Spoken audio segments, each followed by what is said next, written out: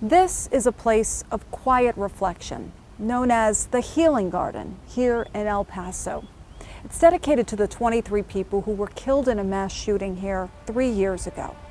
But here in El Paso, they're working on other ways to heal. Along a trail of flowers, we are following the trail of Mexican golden poppies, and these kind of take you through the direction of what you should take. Comes a history exhibit still very close to the present. This is our El Paso Strong Gallery, as we like to call it.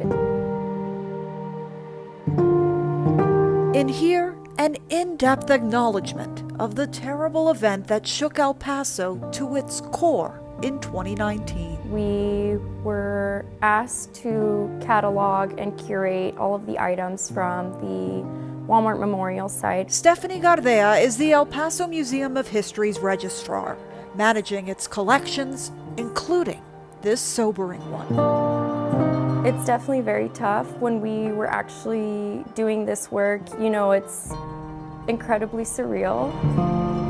And part of a relatively new practice for museums called emergency collecting. This practice in museums is how do you archive and catalog post such a traumatic event that is directly affecting people. Taking a cue from the 9/11 Museum, here in El Paso, museum staff curated the response to a mass shooting, an unusual subject matter for any museum. This is a recreation of the 23 white crosses, but especially for the people working on it. I never thought I would be working on archiving the artifacts from a mass shooting site in my city. But in doing so, they created a place for healing.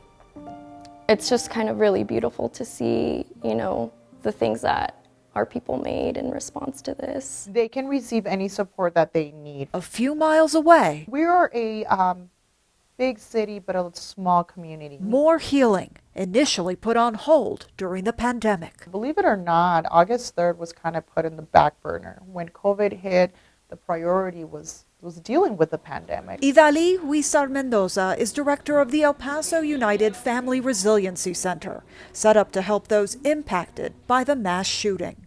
A shooting that law enforcement officials say targeted Hispanics. It was a hatred crime, and we were fully aware of that. But believe it or not, I think it's made the community come close, come together. Definitely provide a sense of like, we're here doing this together. Still, challenges remain, especially in overcoming the stigma of mental health needs within the Hispanic community. The Hispanic culture is a very tight-knit community, but a lot of the times they may close themselves. That stigma of, you know, I don't go to a shrink, I don't go to a therapist unless I'm crazy. So a lot of the times it's creating and providing education.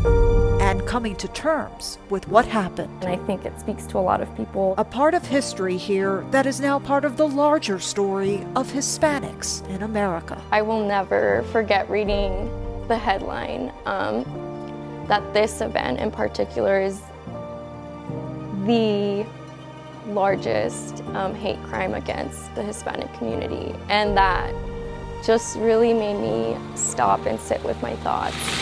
But it's a narrative they are working to take back. This is why we save the things. This will not break us, this will not weaken us. Instead, it will just make us stronger. In El Paso, Texas, I'm Maya Rodriguez.